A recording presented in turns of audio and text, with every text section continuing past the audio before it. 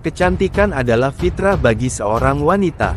Karena kecantikan juga, seorang pria tertarik pada seorang wanita untuk menjadikannya istrinya. Allah Subhanahu wa Ta'ala berfirman yang artinya, dihiasi dan dibuat cantik agar manusia menyukai hal-hal yang dihasratkan nafsu, yaitu wanita. Surat Ali Imran ayat 14.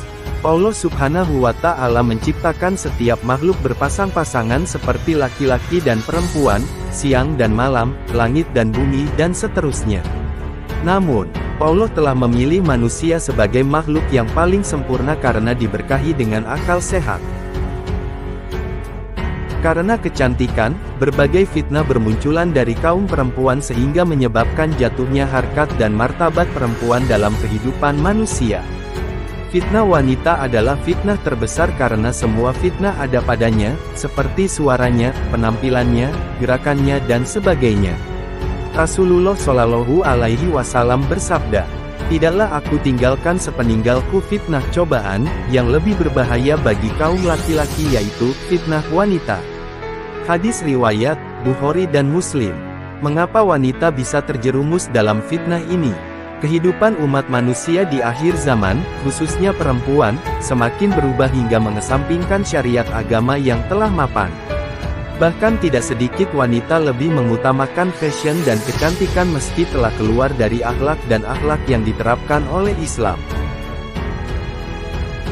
Banyak wanita di luar sana mengenakan pakaian yang tidak menutupi aurat, menampakkan perhiasan, rambut, dan bagian yang harus ditutupi.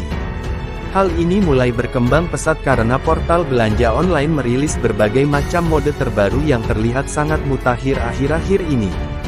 Hal ini dikemukakan oleh Rasulullah tentang perilaku wanita di akhir zaman dalam hal berbusana. Nabi Shallallahu Alaihi Wasallam bersabda, "Pada akhir umatku akan ada kaum pria yang menunggang di atas pelana-pelana kuda bagaikan rumah-rumah.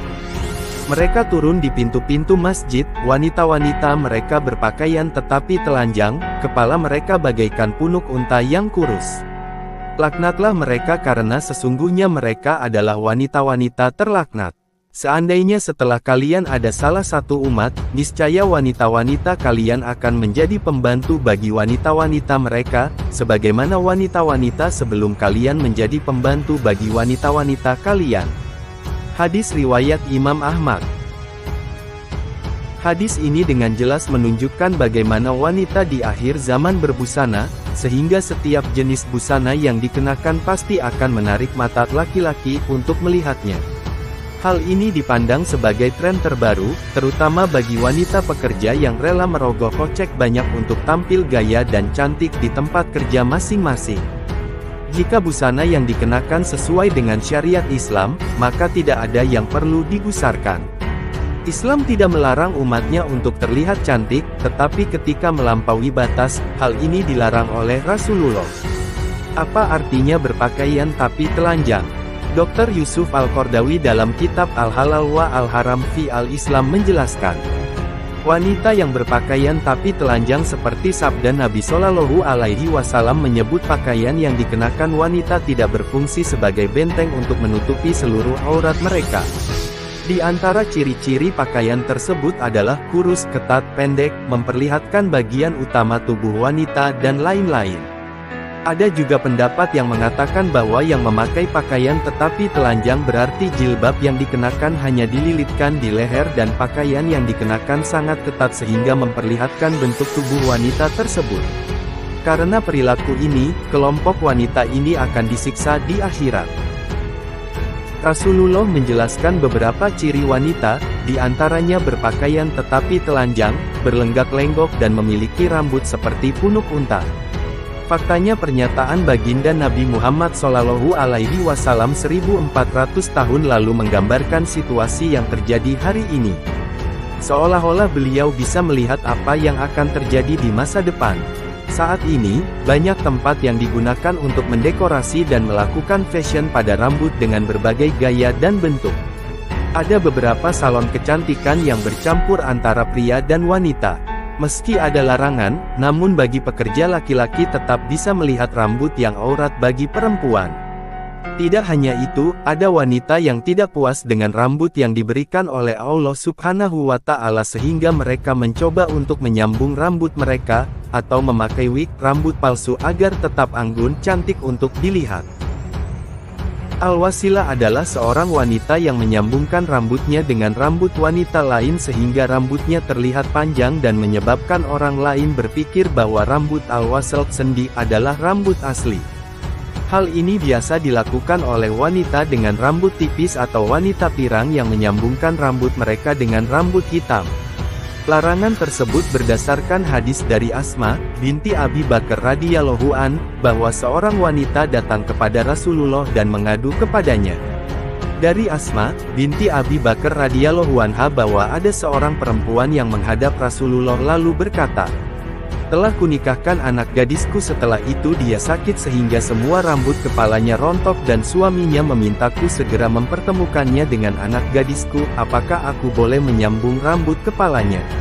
Kemudian Rasulullah bersabda yang artinya, Allah melaknat Al-Wasilah, orang yang mengepang rambut, dan Al-Mustausilah, orang yang meminta kepang rambut.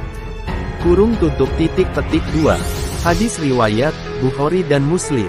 Dalam hadits lain, diriwayatkan oleh Aisyah radhiyallahu an, seorang gadis Ansar yang baru menikah. Dia jatuh sakit yang menyebabkan rambutnya banyak rontok. Keluarganya ingin menyambung rambut dengan wig. Mereka kemudian bertanya kepada Nabi dan beliau bersabda yang artinya, Allah melaknat orang yang mengepang rambutnya dan orang yang meminta rambutnya dikepang. Hadits diriwayatkan oleh Al-Bukhari. Imam An-Nawawi mengatakan, hadits ini dengan tegas menunjukkan larangan mengepang rambut, dan laknat bagi wanita yang mengepang rambut atau pemakai yang rambutnya dikepang adalah mutlak. Apakah fitnah wanita ini menggambarkan wanita tanpa kehormatan dan martabat? Fitnah wanita ini tidak menggambarkan wanita ini tidak memiliki kemuliaan atau begitu buruk sehingga menyebabkan pria terpesona dan terjerumus ke dalam fitnah wanita. Bahkan Islam sangat memuliakan dan meninggikan kedudukan wanita.